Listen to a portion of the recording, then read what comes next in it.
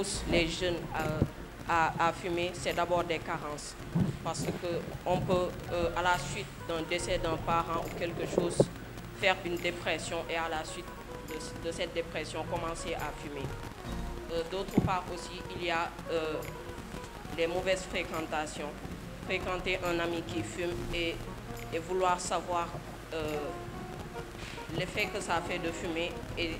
finalement on est dans ces problèmes-là. Ce qui pousse les jeunes d'aujourd'hui à s'aventurer au tabagisme, c'est la pauvreté et aussi le chômage. Pour oublier l'humiliation de la société et pour aussi oublier le problème, ils s'aventurent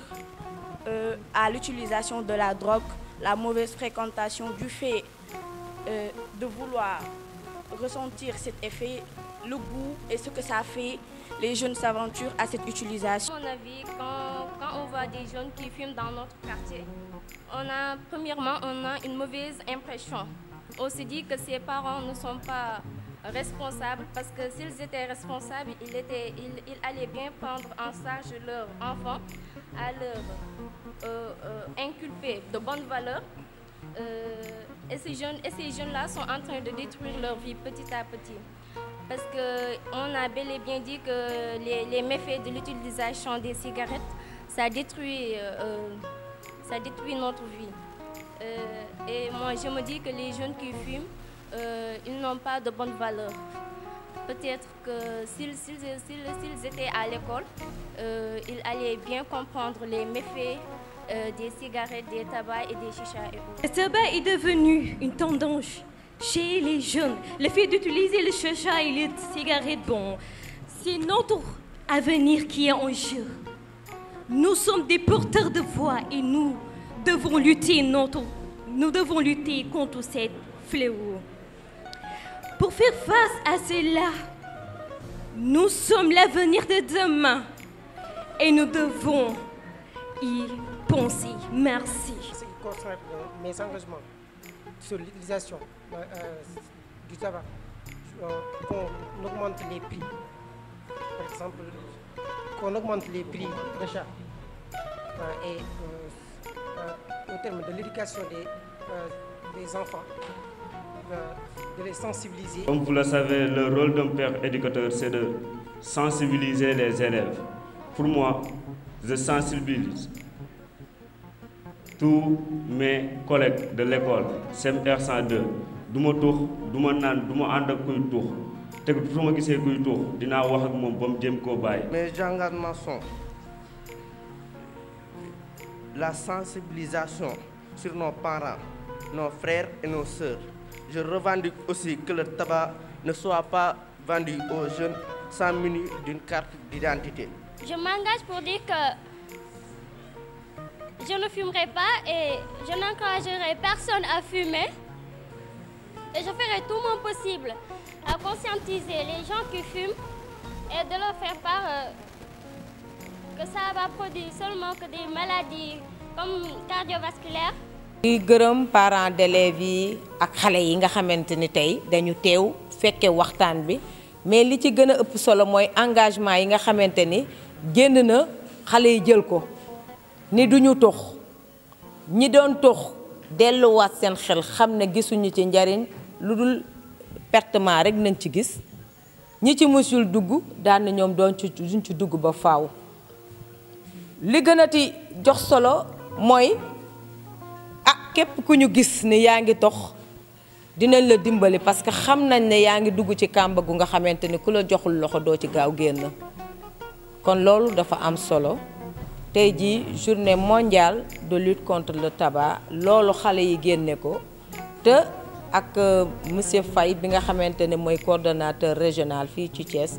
dañu war a tëgg benn plan de suivi bi nga xamante ni lépp lu ñu wax du naxasaay mais dinañ mën a suivre xale yi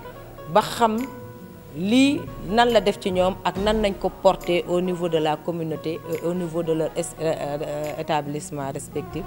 bépp occasion bu ñu am ay Fosco yi gouvernement scolaire yi ñuy xewle dañ ñu ciy woo bu problème bi nga xamante ni seetlu nañ ko ci école bi ba mu takarnaase mais chef d'établissement bi day bind wax ñu ñëw waxtaan ak xale yi dañuy saisir aussi opportunité yi nga xamante ni moom la ñu partenaires yi may tey ngir waxtaan dem ci école comme nii tey waxtaan ak xale yi ci li nga xamante ni mooy yàq-yàq yi nga xamante ni toxum cigarette mu ngi koy def ci santé ci environnement léegi cancer yi bari na poumon yi baaxatuñu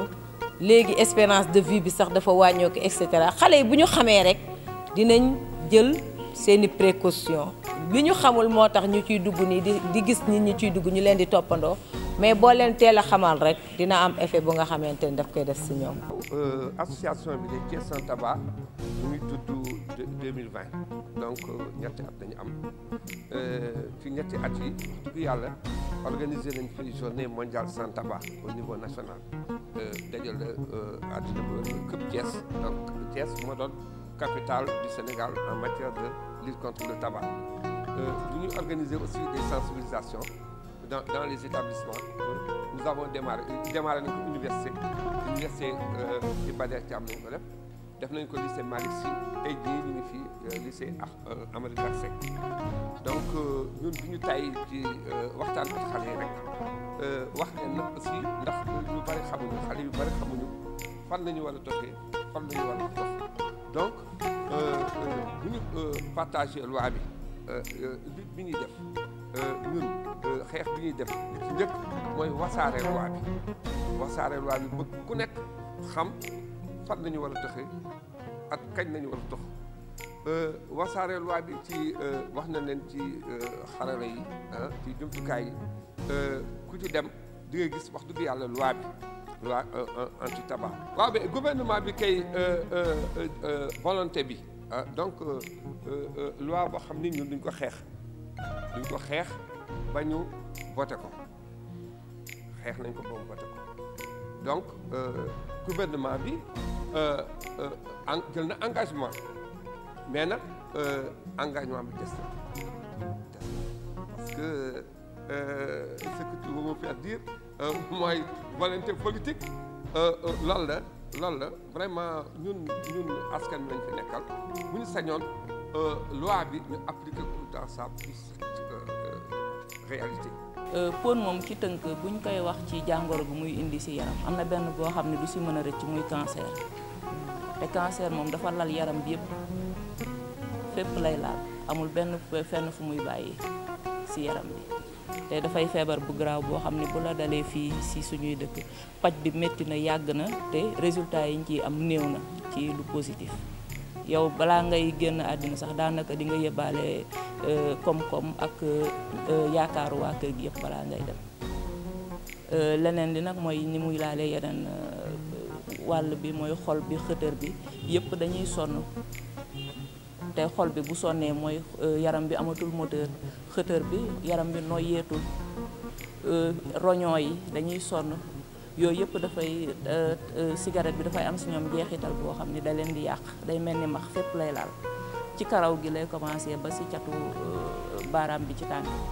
loolu xam nga du loo xam ne am na lu muy indi lu baax si yaram bi buñ ko seetloo nag si jigéen ñi nga xam ne dañoo wann lor